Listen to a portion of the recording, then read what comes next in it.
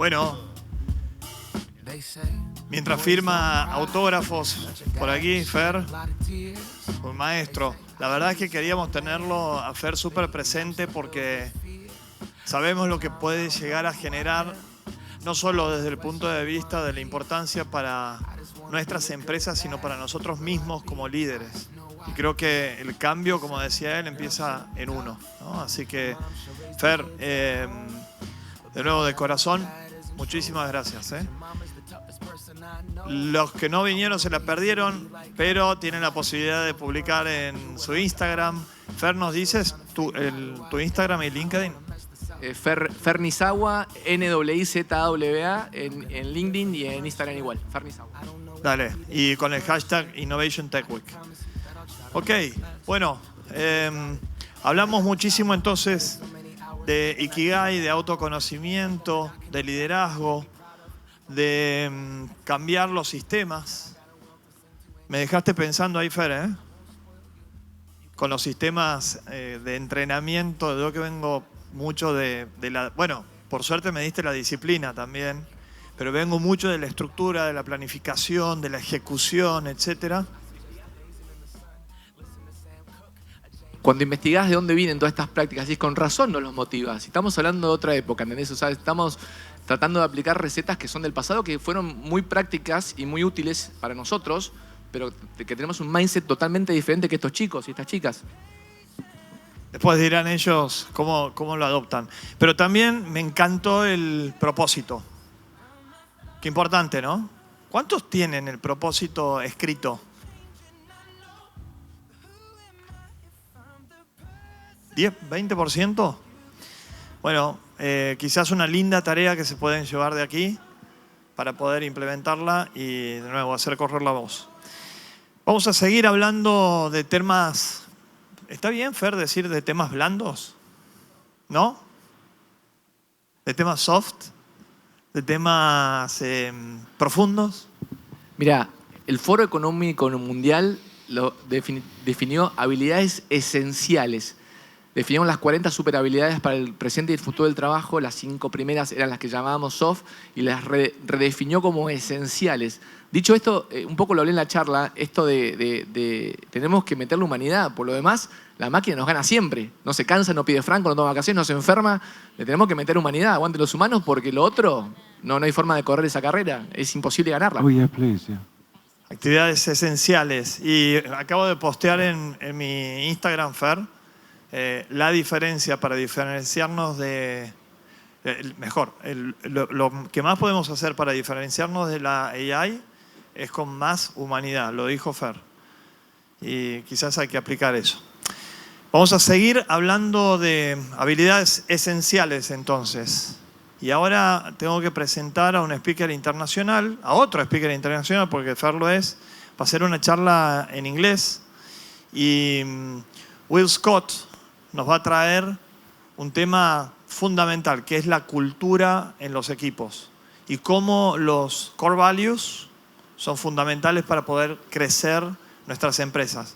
En una charla que tuve con Will me dijo, Diego, es la inversión quizás más pequeña que podemos hacer en términos económicos porque nos toma algo de tiempo, pero es la más importante desde el términos de lo que puede generar el impacto en tu empresa. Así que quiero agradecer a EO Argentina, porque nos da la posibilidad de traer a este speaker internacional. ¿Quién conoce EO? Bien, la mayoría. EO es una organización global de emprendedores. Tiene casi 20.000 miembros en el mundo. Y Will es un referente, alguien que se ha pasado por todo el mundo. He visto su agenda, cómo viaja por Asia, por Europa, por Estados Unidos. Ahora nos va a comentar también si es la primera vez en Latinoamérica o en dónde ha estado anteriormente, hablando de estos temas tan importantes, de cultural fix. Y creo que nos va a sorprender todo lo que tiene para compartir. Déjeme hacer la introducción en inglés y arrancamos. Will Scott, our international speaker, thank you very much for being here.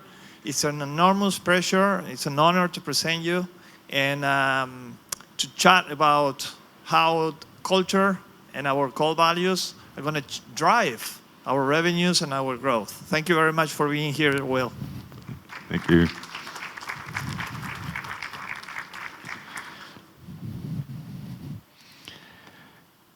So, when I was a little boy growing up, I used to love building tree houses.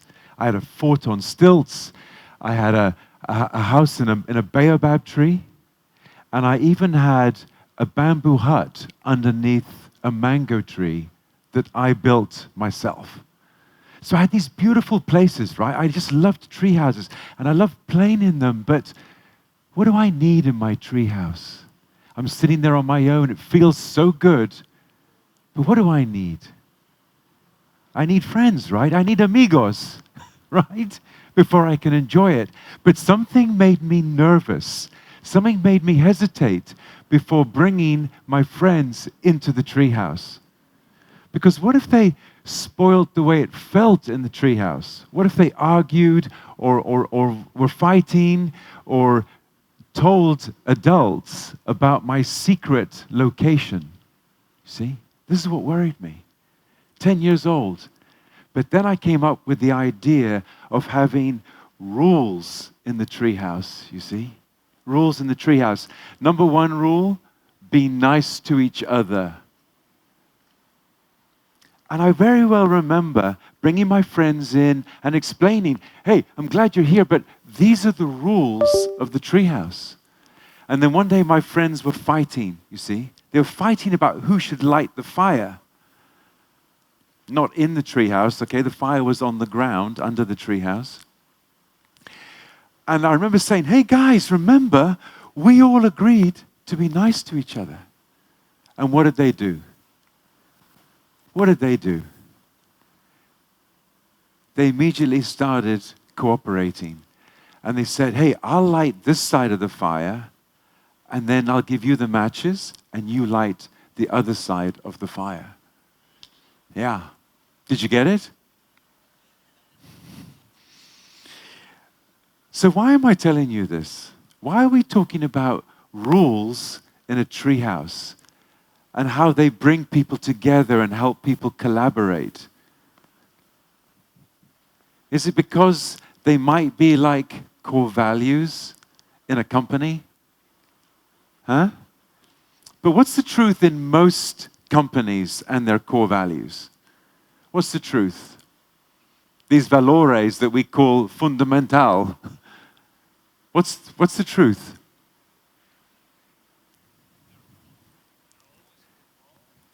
They're on the wall, but that's where it stays. Yes. Yes. Tus valores no tienen ningún valor. How crazy is that? Your core values that you call core and you value have no value. And this is true the world over. And this is where my work comes in, because we have a very practical system for helping make sure your values actually have value.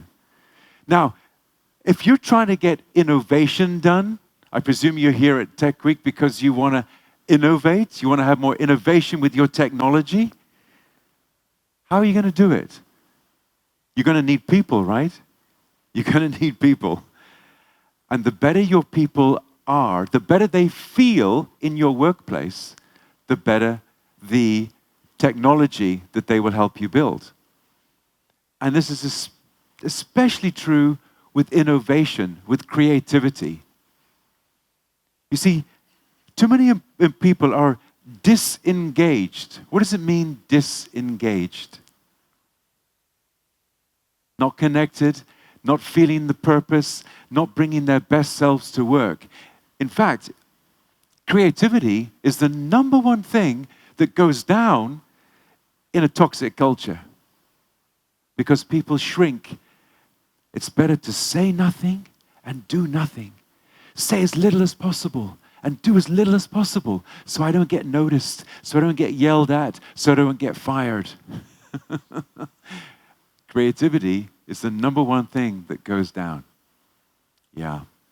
So let's get into how do you prevent that happening, and what are some of the things that can make a difference here.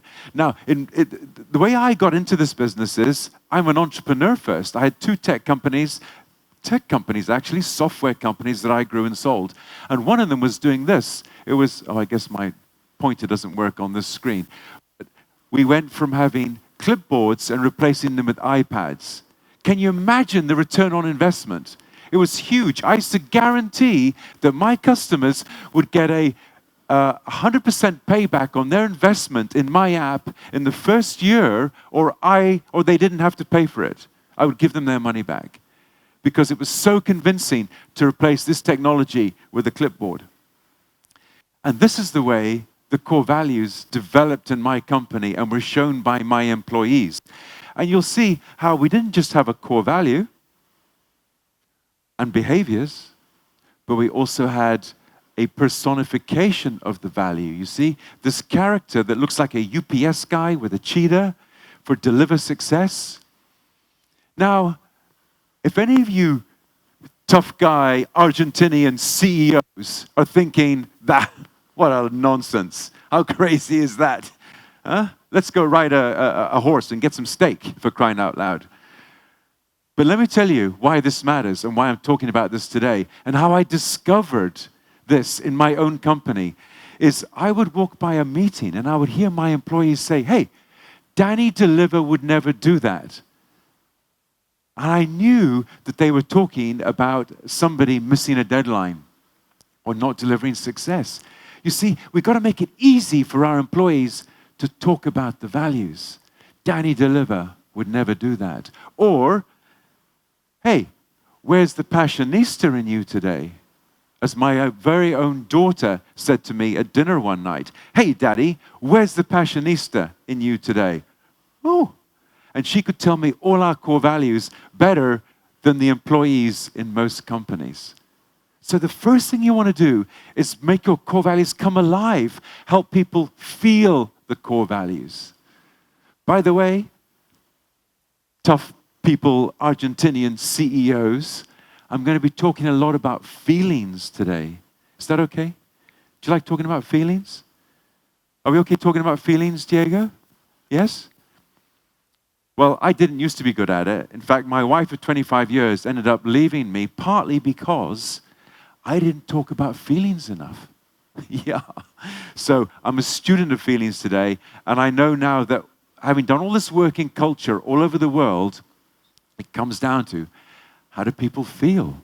And ask yourself, how do your employees feel when they get to the door in the morning of your company? They're about to walk into your office. How do they feel at that moment? Are they excited? Are they afraid? Yeah. Think about how they feel. Okay, so we put it big on the walls like this, all right? What does that say? We're proud of our values. One Christmas, my team gave me costumes for each of these characters, and I would wear the character that had been most nominated that week. How many of you would wear a costume in your company? Oh, okay. Oh, thank you. Yeah, one or two. All right. Now, let me ask the question again. Your employees give you costumes that represent your core values. Do you leave that gift in the cupboard? Or do you embrace where your employees are taking you? Huh? I decided to lean in, to go where my employees were taking me. And look what happened. I'm going to show you. Oops. Does the video work, Maestro?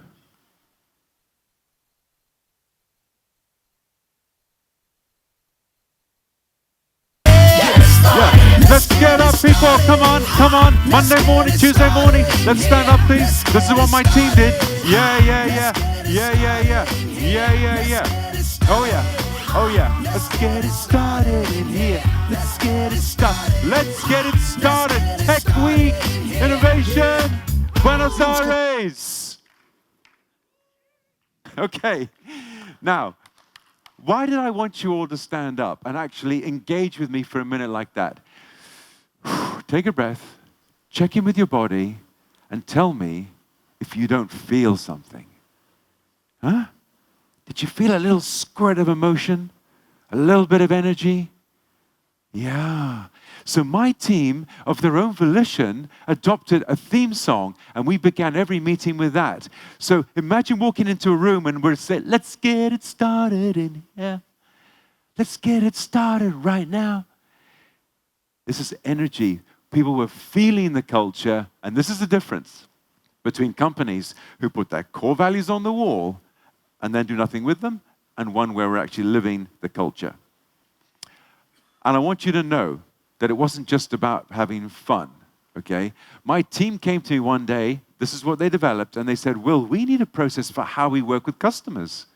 Wouldn't you love that if your employees came to you and said, hey, we need a process, a standard for how we work with customers? And this is what they came up with. And look what they wrote. Look at this goal. What a high standard they set for themselves. As a CEO and founder of my own company, by the way, I was the owner. Imagine how I felt when my team would bring in the energy and I wasn't having to come up with all of this. So fantastic. And look at the last thing they said here.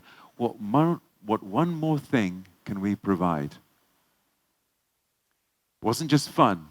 It was turning into real dollars for us. And this is the story of my company. I bought this company after it had been on the slide for 3 years. And in April of 2010, I bought the company and I just started doing the things I'm going to talk to you about today. The things to help.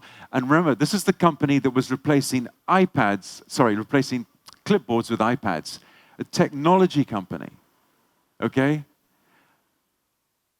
It had been in decline for 3 years. I bought in April of 2010. I just started doing the things that we're talking about today. And we had this beautiful growth curve. And I sold the company just 6 years later in January of 2016. This stuff works, and I believe is the most valuable thing you can do in your business. By the way, is anybody trying to develop new products right now? Anybody developing software right now? Yes? Or new tech products, measurement products, digitization? Anybody trying to go into new markets? Yes? Okay, now, new products, I'll get you in a moment, sir. Thank you for raising your hand. I love questions. Does developing new software, is that expensive, new products? Very expensive, right? And risky? Yes, risky. I've done it. And what about going into new markets? Risky, expensive. Investing in your people, investing in culture, very low cost, very high return if everybody is on the same page and going in the right direction and committed to your purpose, right? Living your values. Very high value. What do you call a very low investment and a very high return? A very high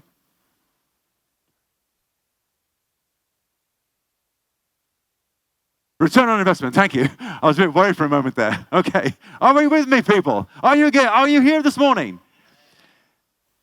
Whatever you are trying to do, whatever problems you have in your business, whatever things you want to achieve, I hope it's going to begin with getting a great core value, bringing it alive, putting it on the walls, hiring people that live that value, unhiring people that don't live that value, rewarding those people, and you will get more of what you want for a low investment and a high return. Okay. Oh, your question, please, sir. I don't know if we need a microphone or I can hear you.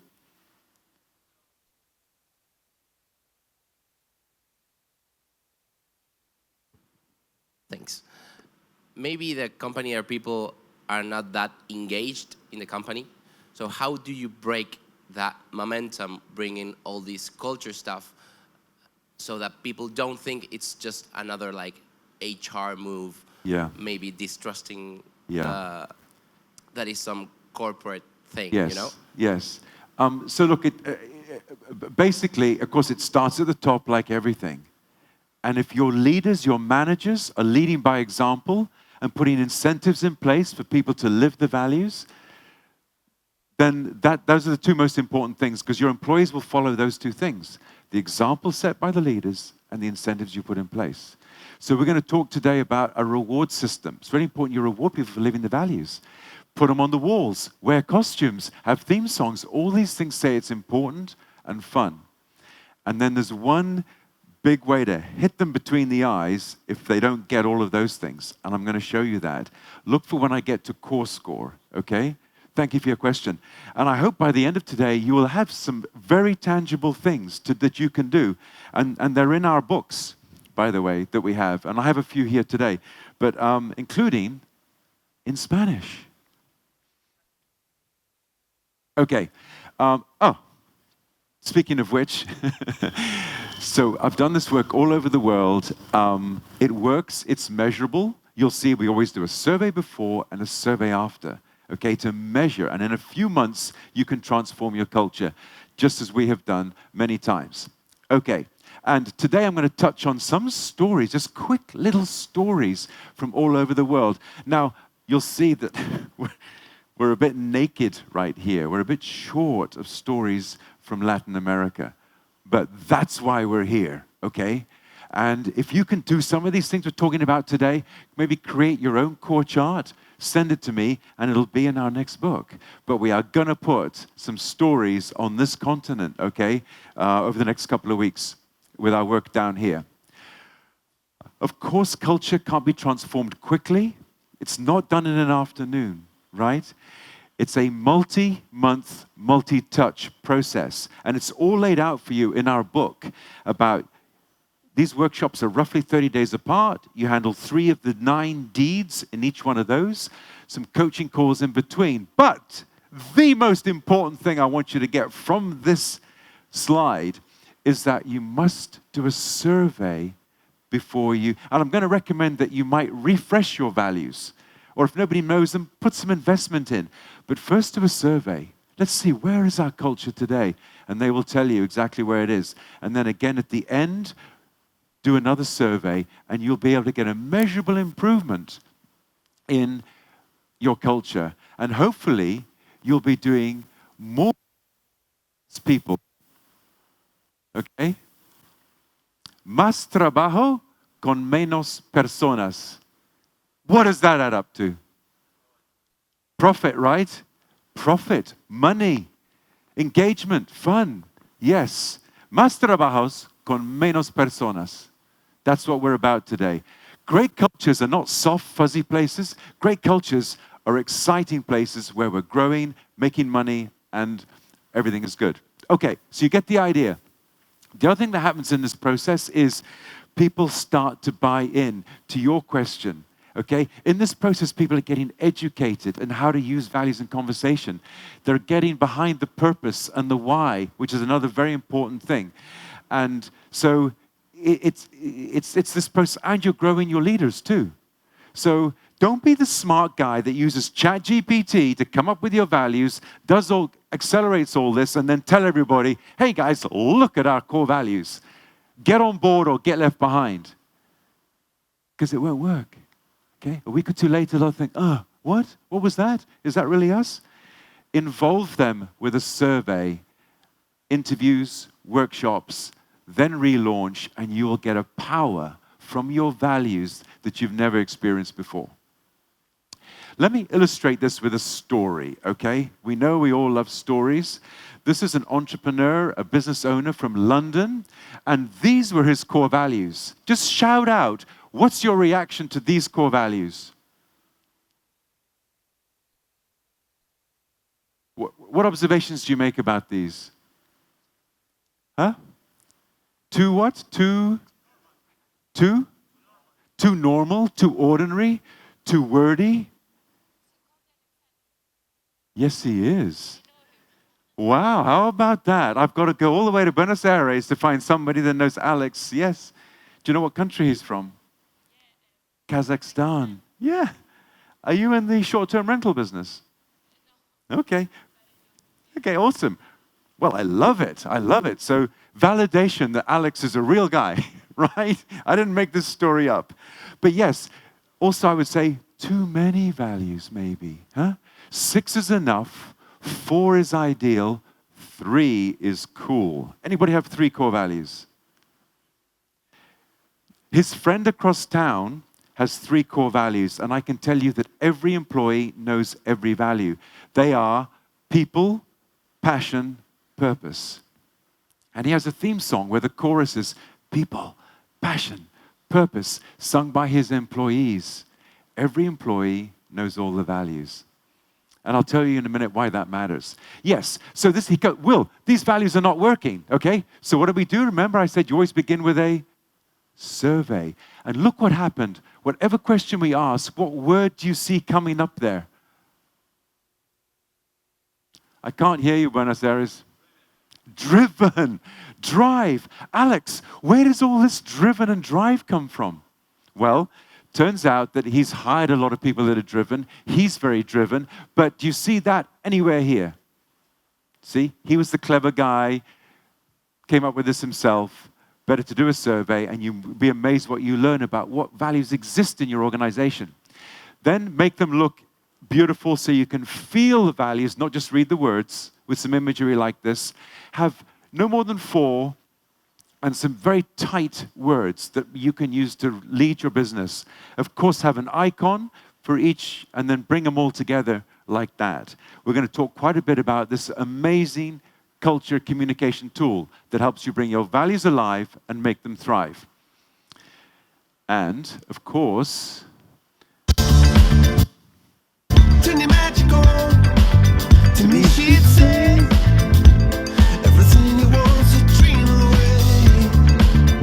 Under this pressure, under this pressure, under this weight, we are diamonds, and I feel my heart. Thank you. So Alex, when he refreshed his core values and he presented these new values to the team, he said, "You are all legends to me," right? Legends and Diamonds Award. And I know there's a lot of pressure in this company because we're all very driven, but that's because we are all diamonds.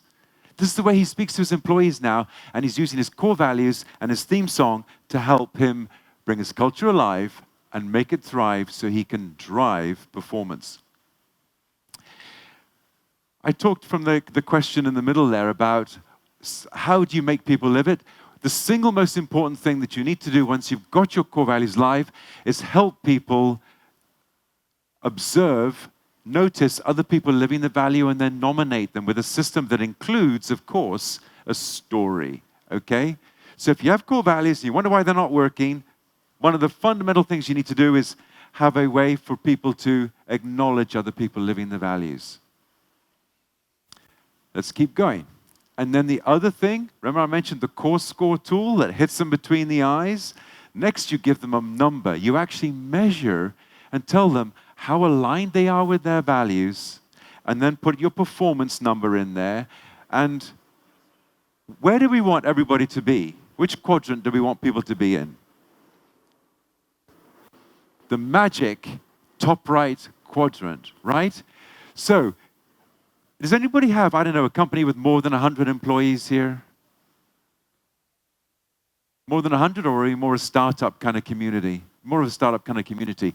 Okay, but for yourself, think about culture in these 2 simple ways. Are my people living my values, and are they performing? Are they getting their job done? Okay? And when you start, you'll probably be plotting them like this. Oh, you've got people down here. Not living my values, not performing. And over time, you can move all your people up here. And I did this twice with both my tech companies before I sold them. Did exactly this. And this feels amazing. This is where you have a momentum that's different from all your competitors. And look, also, we're doing más trabajo con menos personas, which means more profit. Yes, yes. But you have to give them feedback. How do they know where they are? And by the way, what kind of people do A players want to work with? Who do they want to work with? Other people like that, right? What happens if I make this guy work with this guy? He's going to quit and get out of there real quick, right? Software engineers want to work with other great engineers who are on board with the mission. You make them work with a lousy programmer who makes them look bad and they have to redo their work, they're out of there. You must serve and protect your A players. and not tolerate these people? Or what about somebody who comes in late every day? If you let this person come in late every day, how do they feel when they're on time? And you tolerate this, but you have a core value that says, you know, respect each other by being on time. You've got to protect your values. Okay, now in the Alex story, so I was just going through, remember, all the things that Alex did, okay? Rewards, measuring, and then we asked his employees, always do a survey before and after. And look, here's the one after. This is the confidence that his employees had before and after doing the things we're talking about today, which you can all start doing tomorrow in your business. And Alex would say that he saw engagement go up, his values were more memorable now, they were more simple, they were referred to on a daily basis. Okay? So that's the Alex story. How many of you have seen this before? I don't know if any of you guessed what country I'm from when I said I was building tree houses under a mango tree and in baobab trees. Huh? But this is the African dugout canoe, and I love this analogy. And can you believe that only 30% of your employees are actually doing the work, actually powering the boat forward? Is that possible? And you've got half your employees with the oars in the air, just being carried along by the people at the front of the boat? Is it possible? And is it possible that you have, and this red category goes up every year, by the way. It was 13% when I started talking about this in the red part of the boat. Actually paddling backwards, hurting your company. Is that possible? Are you paying somebody to hurt your company? Let me give you an example. In a toxic culture, and often these people, they don't mean to be doing it, they don't even know it. But let's say you've got a brand new employee and she's just graduated from engineering school and she's so excited to be at your company and she wants to share an idea that can help you fix a problem you're wrestling with. You're all brainstorming in the meeting and she says, ooh, I learned something at college. I've got an idea. And she says her idea. And then the old-timer in the room who has been in the company for 20 years, he says, that would never work here. We tried that 10 years ago. Forget about it. Now, how is your brand new employee feeling on her first day at work? How is she feeling? And when she's in the meeting tomorrow, what is she going to say? She's going to say nothing, huh? And just like that, we took a great potential employee and we allowed one of our other employees to shut her down to the point where she's not going to give her best anymore. And this is what I'm talking about with creativity and innovation. That's how easy it is to shut somebody down and shrink a little bit. And now she's coming to work for what? For the money. That's it. And she's going to do as little as possible and say as little as possible so she doesn't get yelled at and doesn't get unhired. And she's just showing up for a paycheck. And she started off here and you put her here because somebody there. Now, what would I would hope one of you might do in that situation is, now let's say you've got a core value on the wall that says we value, right? Value creativity and innovation. And underneath that, the behaviors that describe that core value, and they say, every voice matters. We welcome all ideas. We embrace new technology. But you allowed the old-timer to say something that shut her down.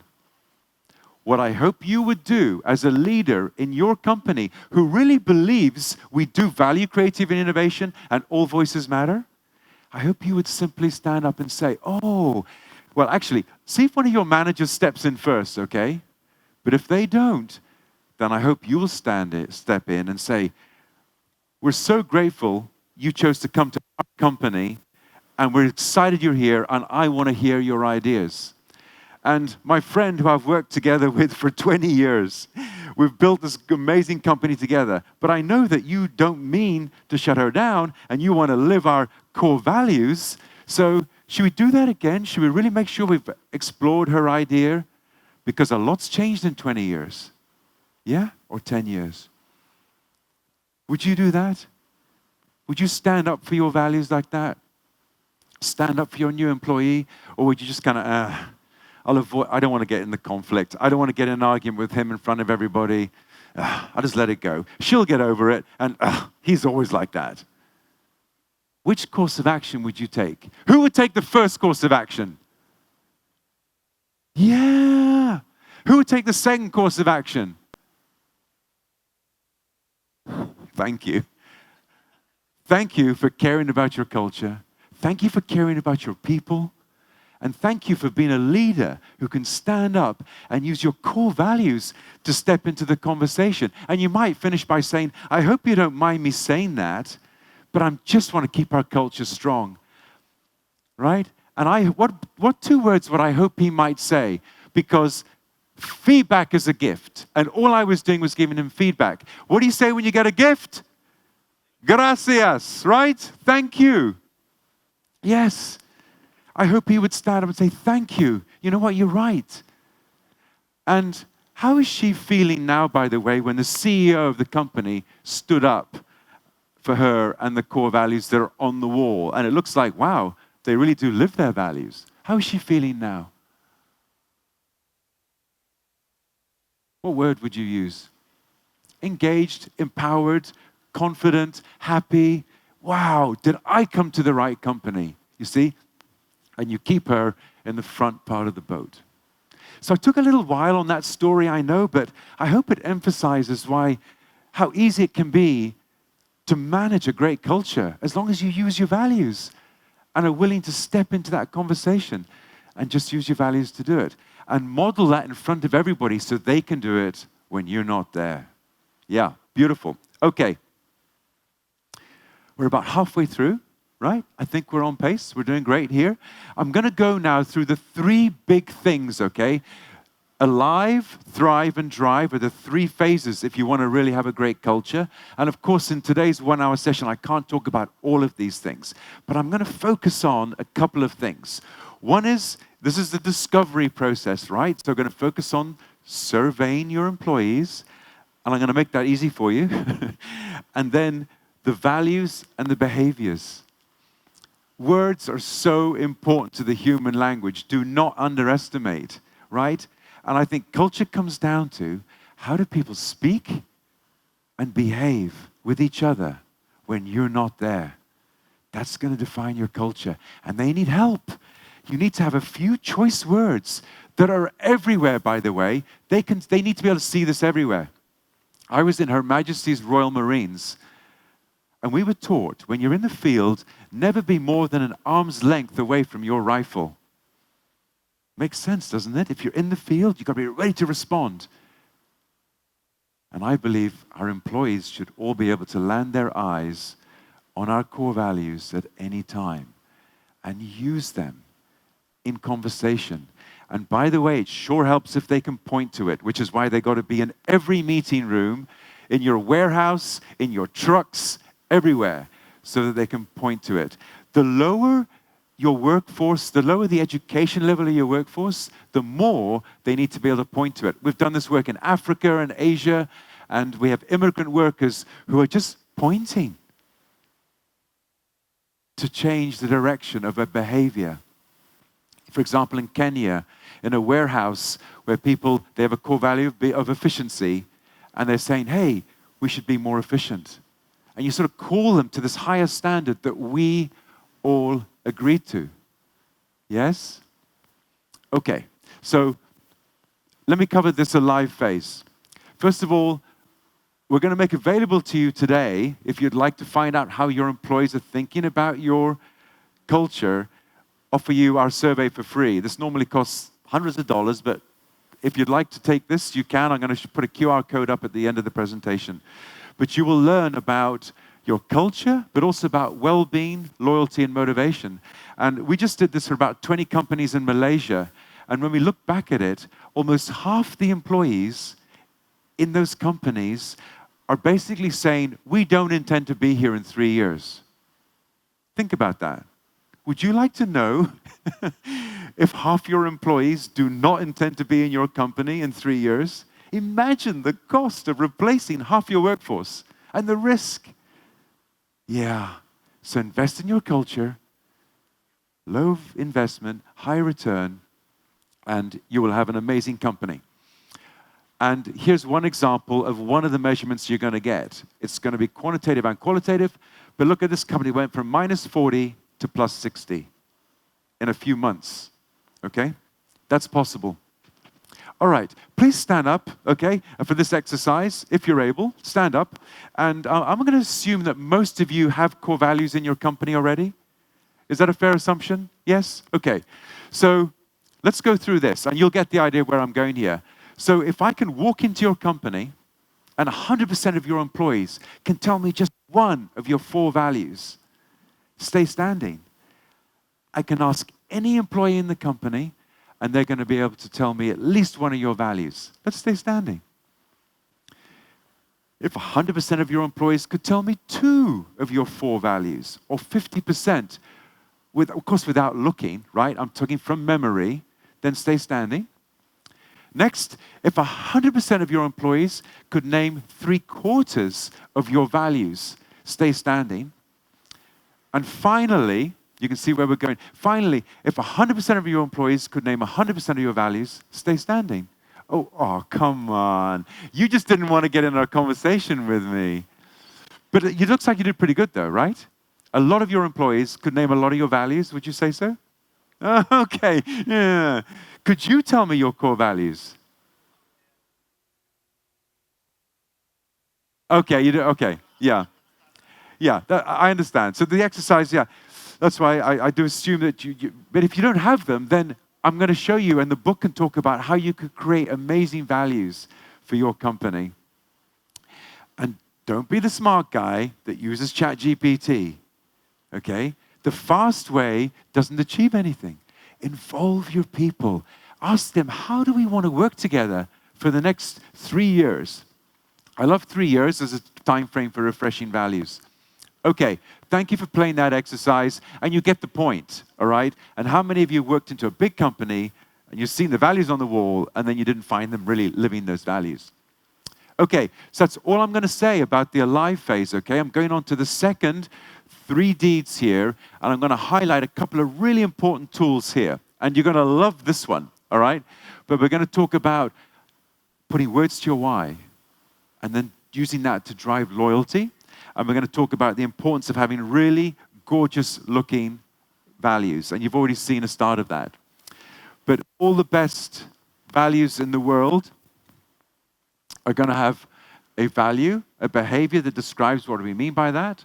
You're going to have an icon. The icons work together in a big image. And right here, somewhere important, is your why. Now notice, if you work in this company and you want to know, what are we trying to do around here? And by when? How will we know when we get there? And who are we doing it for? Why are we doing it? And how do we work together? Wouldn't it be amazing if every employee in the world could immediately put their hands, put their eyes on all those answers to all those questions? That's how they can live your values and do great work, serve your customers really well, and help you have a thriving company and one where they want to be for the long term.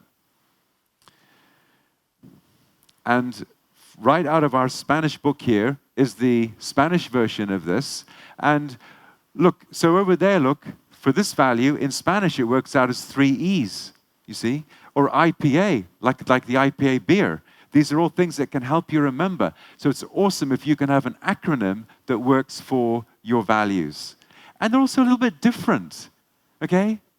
Not just integrity, honesty, teamwork, huh? Make them exciting. And ask them what values they would go with. Okay. There's all kinds of ways of doing this. Depends on your culture as to what it might ultimately look like. But each of these were developed with the company and the employees to come up with something unique and beautiful that can be artwork on your wall and completely unique to you. And they all have values and core purpose. They speak to the what we do and why we do it. So let's, dial in on that in a minute, on the why part. But again, I just want to show you some examples of how you can, with very few words, drive more of something. This is a bank in Tanzania that wanted more velocity. So we coined the core value of speed. And in just 5 words, we're able to describe what that is. Now, this bank, they're a fintech, the newest bank in town, is now able to approve microfinance loans faster than any other bank in the country. They're living their value because they codified it, put it on the wall, rewarded employees that lived it, catch and corrected people that are not living it, and changed their culture and got the velocity the leader was looking for. And very low investment and very high return. Okay. That's about the values and the behaviors. Let's talk about the why for a minute. And I want to tell this little story from this immigration. This is Lisa Scott here shaking my hand. And just so happens that she was in one of my workshops and I recognized her. She didn't recognize me at first, but she's the immigration attorney that helped me immigrate to the US. So it's a photographer caught the moment when she was realizing, and we kind of shook hands. So it's quite a meaningful kind of photo for me. So I picked on Lisa in the workshop and I said, Lisa, what do you do? You see? Knowing very well, but I'm going through an exercise going from what to why. Because people don't buy what you do, they buy why you do it. And it's really important that we can help our employees know why we do what we do. That's what, it's more important that with the younger generations too. And they will leave your company and go somewhere else for a lower salary if they can feel more attached to purpose and they can feel more proud of the work that they do and tell their parents and their grandparents about it. So Lisa, what do you do? Well, I fill out forms for the government and then I submit those forms to the government and they write back to me and I change it and write back and it takes months. And sometimes I actually have to go to court and work with judges. I have to go and argue my case with judges to make sure that we can get through with what we're trying to do here. I say, okay, yeah, that's what you do, but why do you do it? And the first thing she said is, oh, I do it to keep people out of jail. Ha, ha, ha. Yeah, but really, Lisa, let's keep going with this. Why do you do what you do? You've been doing this for 30 years. We know what you do. It doesn't sound like fun, by the way, all these forms and filling out with government and everything. But eventually, the next thing she said, oh, so people can have a better life. Well, yeah, we can all say that. Hopefully, all our businesses are doing that to some degree. But then she went, oh, I know why I do this. I do this work of lawyering and immigration and all that to help families stay together. And the words, when she said them, had an impact on her. She'd been doing this for 30 years, but she'd never figured out her why.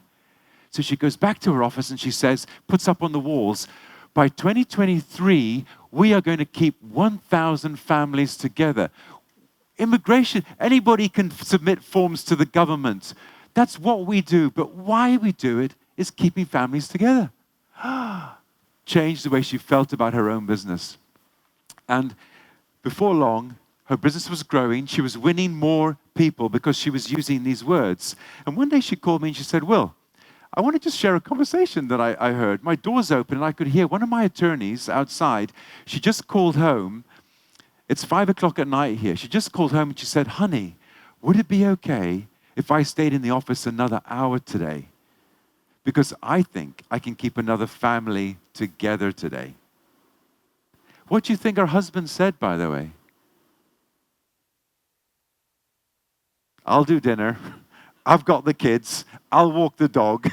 You keep another family together today. This is the way it works when you can put magic to your words. And for some of you, maybe you've got there. For some of you, it might be hard to get there, but you can do it. And for some of you, you're going to be stuck with what you do. If you can find these magic words, you can change the way your employees feel, you can change the way your clients feel working with you, and you can change the way you feel working in your business.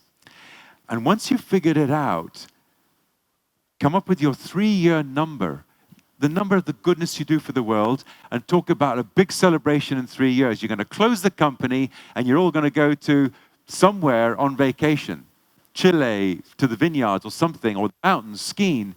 In 3 years' time, when you hit this number, and it's not about profit, it's not about sales, it's about the goodness you do for the world. What do you think? Are some of you going to have a go at doing this? Yeah. Quantify your why, have a 3-year goal, and your employees, your young employees, will sign up with you. They'll think, oh, 3 years? Yeah, I can do that for 3 years. Yeah. I'd like to actually enjoy this moment of celebration when we get there. And I'm feeling good about what we're doing. And the way to make it visual is maybe to use photos like that. Use a photo every time you hit one of your whys, especially if you're in a business that's basically a metalworking business like this company. Troy was stuck at getting 15 cars a week through his factory. Pretty soon he was at 17.5 cars, and now he's at 20 cars a week. Not just because of purpose, but because of the values and everything. And he's doing the same amount of work, he's doing more work with the same amount of people. He hasn't had to hire, and he's gone from 15 cars a week to 20 cars a week. This is how you can get a return. And not just have a nice culture, but have a culture that's performing. Another example, Ireland, where this CEO is planting a tree for every printed shirt that he does, or every printed pen, he plants a tree. And in 3 years' time, when they hit this number of 1.5 million pieces of merch sold, they're going to go camp in their forest that they planted. Imagine. His employees are so excited about going and camping in 3 years in the forest that they planted of 1.5 million trees.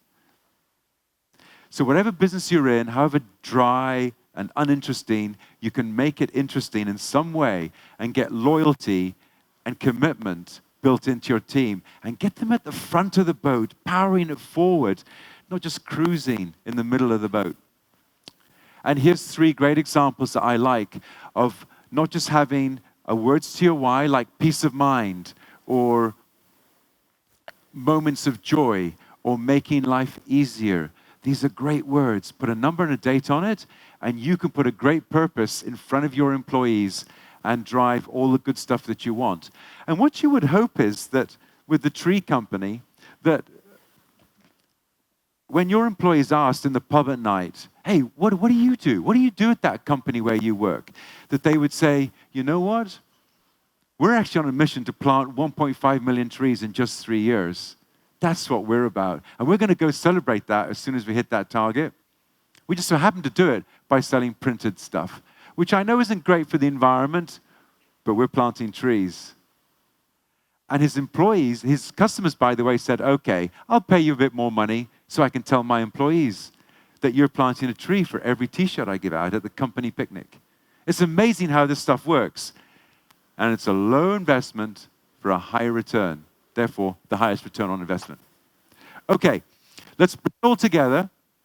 Here's a company, here's their values, unique image, right? A character, so I can say, hey, very Fabio of you today. And then here's their why. And it all comes together on this that can be then art on your wall with a mouse pad so they can all put their eyes on it, even if they're working from home. And their hands on the doorknob, or they're about to start a Zoom, that they can keep the culture great and use these words and say, hey, come on, be more unstoppable. Don't give up so easy. We can do this. And here's just a quick show of many of the ones that we've done from around the world, but they all have these things in common that we're talking about. Is anybody here inspired to go back and maybe do something like this in your company? Put your values together with your purpose inspire your employees, get them on one page. Yes, thank you. Thank you for this great work, and thank you for caring about the culture in your company. And we actually have a brand new book that's available on Amazon. I'm not sure how Amazon delivered to Argentina, but it's good. Okay, we've got a brand new book that has all of these in there. And if you're interested in more about the books, please let me know. I do have some for sale at the end.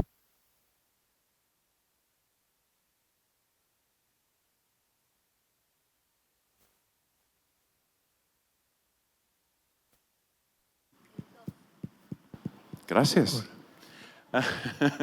Okay, that's all we're going to say about Thrive. So you brought your values alive, you've made them thrive. Now how do you drive performance? And I want to focus, just can't go into a lot of detail on this, but remember we talked about a reward system, okay? This is how you might reward people with a little statue. Believe it or not, this is very impactful for employees. And look at the smiling faces, how people feel when they're recognized for living the values.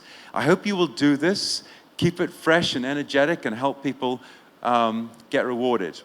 How will you measure people that are living the values? Use a system like this. We call it the core score. It's obviously complicated to go into it all here, but you end up with a number for your value. So for living our employee one values, I'm scoring a 2.7, but I'm green. Really good to know that stuff. If you want to know more about that tool, just email me. My email's coming up, and I'll share this sheet, this tool with you so you can do this in your company.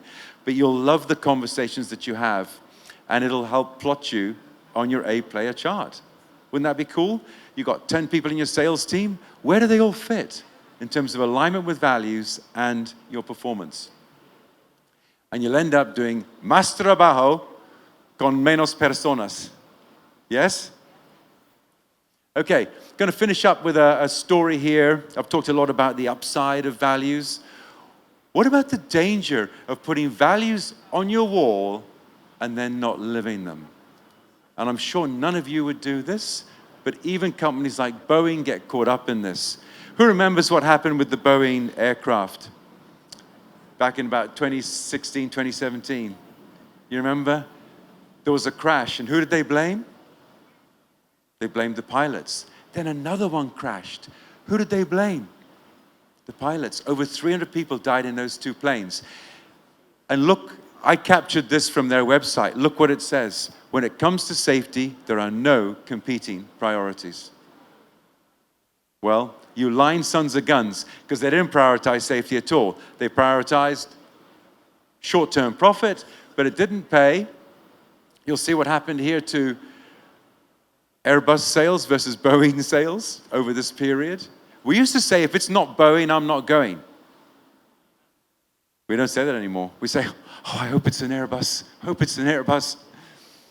And they still cannot fix it. This came out last week. They are trying to avoid court by paying this kind of a number. So I put it to you that whatever values you put on your wall, it's better to live them. And I believe if this CEO had any opportunity, whenever he spoke to his employees, said, hey, remember our core values. And if ever you see somebody not living our number 3 value of safety, please call me, please text me. Because in this company, we live our values. And those 300 people would still be alive. So I hope you're getting the feel of this and you're excited to go back and work in your company and maybe put a core chart in place and do the things that we're talking about so that your employees will step into those difficult conversations. Your customers will say to you, wow, this is the best team I've ever worked with. That your employees will make decisions the same way you did when you're not there. And that you will enjoy your own business more than ever before because you've got a team of A players doing more work with less people. And I told you about the survey we wanted to offer. And I hope I can leave this up for a few minutes. And if you're interested in doing this survey with your team, please hit this QR code. And all you're doing right now is requesting the survey, okay? You don't need to fill out a long form. You're just letting us know. And somebody in my team will send you a link. And you can ask your employees how they feel about your culture. And in the 5 minutes I've got left, could I invite some questions? Yeah.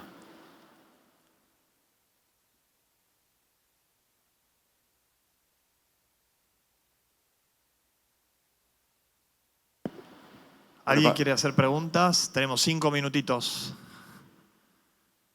3, 2. Okay, I'll go. What about my friend in the middle there? Do you No, feel like I answered your question with these other things? He has a question. My name is Nicolas. Thank you for the presentation. It was great. I want to know, because when you do this kind of work, sometimes the owners are hoping for the future values, but not the values, the actual values. Everybody, when this kind of work is like hoping or, you know, what they wish for, but it's not the reality. Fantastic, fantastic question. So, yes. So let me know the secret. Okay, secret's coming. Most people in my business will tell you you have to discover the core values. They have to exist. You cannot have an aspirational value or a future value. But I say that's actually not true. I've talked about the word refresh. If you have 4 core values and you've had them for a few years, I would ask you to consider refreshing your values and maybe changing 1 or 2. Now, can you really change a value and get your people there? Yes, you can. In fact, if you want more of something in your business, we want more competitiveness, more technology, more use of AI, more anything, then I suggest the first thing you do is you put it on your wall and you change, let's say, 1 or 2 of your core values, okay? So now you've codified it, you've put it on the wall, put it on a mouse pad. Next, start leading with those values. Start talking about it, the importance of being more competitive, the importance of embracing AI. Then you reward people who are living the value. Who are your adopters of ChatGPT and all that? You reward them. And everybody else says, oh, so I get rewarded if I do something. Then you start giving people a number with the core score. Hey, you know, on this core value, I can only score you a 6 out of 12. I need you to do more. And you give them a real story they can't argue with. And the other people are scoring high. And this is the way you can change your culture and actually end up living an aspirational value like you do your existing values. Please try this with anything you're trying to do in your business. Become more international. Export to the US. Make sure it's in your values and you're rewarding and measuring people. Yeah. Do you think that's possible? Yeah. Oh, I should say hire people. I should have added. Also, go hire people like that. Bring them into your company and, importantly, unhire people who are not that. Okay? If they're not living your values, you have to exit them. Was there another question? I will. My name is Diego.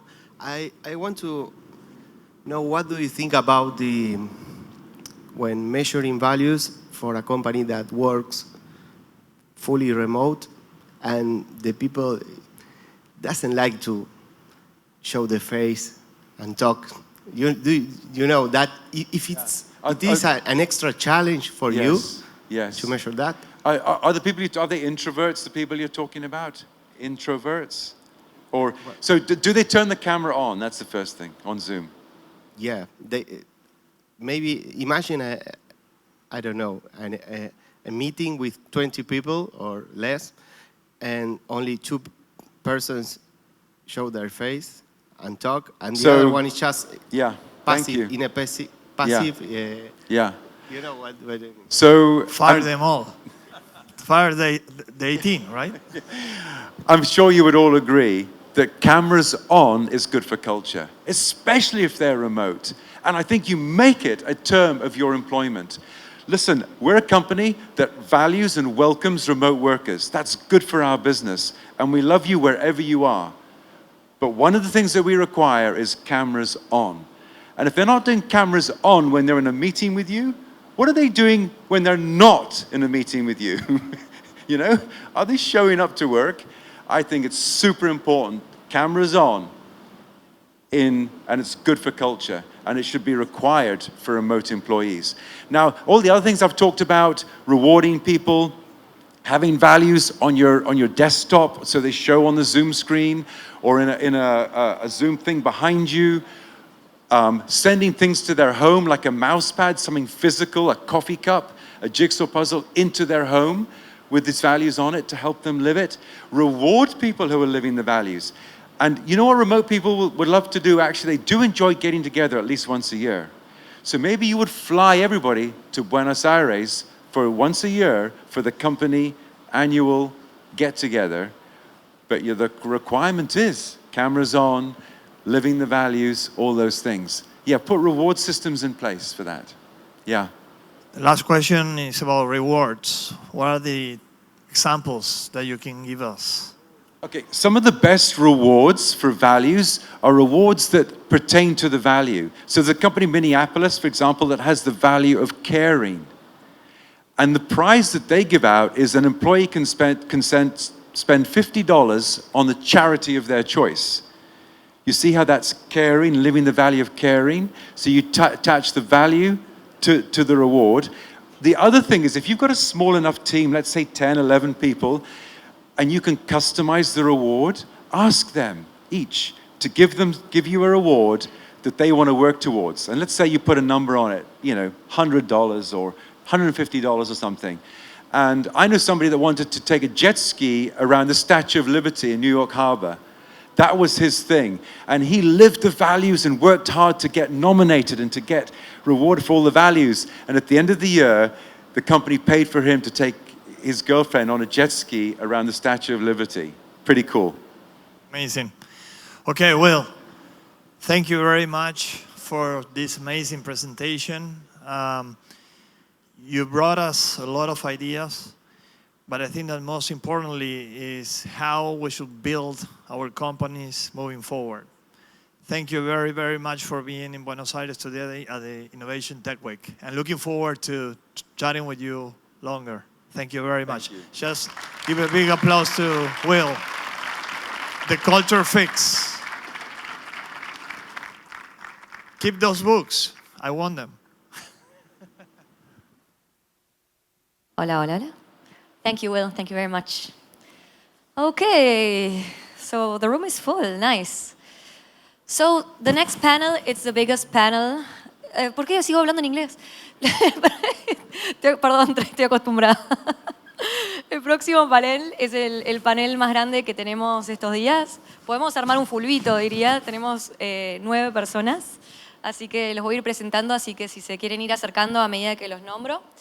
Qué lindo es el talento argentino. Ay, me asusté. Bueno, Brian, estoy Spanglish, mátenme. Brian Resnick, COO de Dynami. ¿Lo pronuncié bien? Donde quieras. Un aplauso, por favor. Gracias por sumarte. Eduardo Carrizo, ángel del BAC y juez de naves. Aplauso para Eduardo. Daniel Alexander, Director of Corporate Development de Grupo Murchison. Aplauso. Daniel Salvucci, Managing Partner de Draper Cygnus. Parece una ceremonia de egresados esto. ¿Quién sigue? Javier Pájaro, fundador y CEO de Vortex. José Ugarte, del BAC. Falta uno que no está ahí. Gonzalo Pascual Merlo, CEO de Vima. Falta una silla. Agustina Foa, Chief Data and Innovation Officer de Vima también, BYMA. Y last but not least, la capitana de este equipazo de fútbol 9, Silvia Torres Carbonell, de IAE y de Alina BC. Y falta una persona más. ¿Quién me falta? No, ¿quién me salteé? Que no está ahí, que es un angel investor, Juan Humarán. Un aplauso para Juan. Gracias por sumarse a todos. Bueno, les dejo un micrófono por acá. ¿Estamos bien? Bueno, hola a todos, ¿cómo están? Este panel es como... Yo ayer di una charla del modelo colaborativo, ¿no? Y el ecosistema emprendedor, así que cuando se me ocurrió armar esto, pensé en justamente traer a todas estas personas que cada una desde sus lugares, desde sus roles, desde sus instituciones, están colaborando para que este ecosistema emprendedor sea cada día más dinámico, más potente y logre lo que hablamos ayer, que es la prosperidad. Que la prosperidad empieza por la personal, la social, la de todos tus empleados, la de tu gente y por supuesto la del país. Bueno, entonces cada uno de ellos está acá por un motivo. Lo que yo quería armar era ver cómo se arma el camino, o lo que llamamos la cadena alimentaria de algo que es clave para el desarrollo de un proyecto, que es su financiamiento. Pero mucho más que su financiamiento es el acompañamiento en todo el proceso. Entonces invité a 2 emprendedores, Brian de Dynami y a Javier de Vortex. Están ahí los 2 chiquititos, pero miren todo lo que tienen atrás. Entonces, vamos a empezar con el caso de Dynami. Quiero explicarles quién está, por qué están ahí cada uno de ellos. Está primero Brian, que ahora nos va a contar quién es. Su socio, el founder en realidad, está presentando el Innovation Tech Week de New York en este mismo momento. Así que miren. Después lo tengo a Edu Carrizo, que fue uno de sus primeros angel investors. Después lo tenemos a Dani, que ahora nos va a explicar, un VC que invirtió también en Dynami. Luego lo tenemos a Dani, que un corporate VC, ¿se acuerdan que son todos los jugadores del ecosistema de financiamiento, la cadena alimentaria del financiamiento emprendedor? Dani con Murchison. Y luego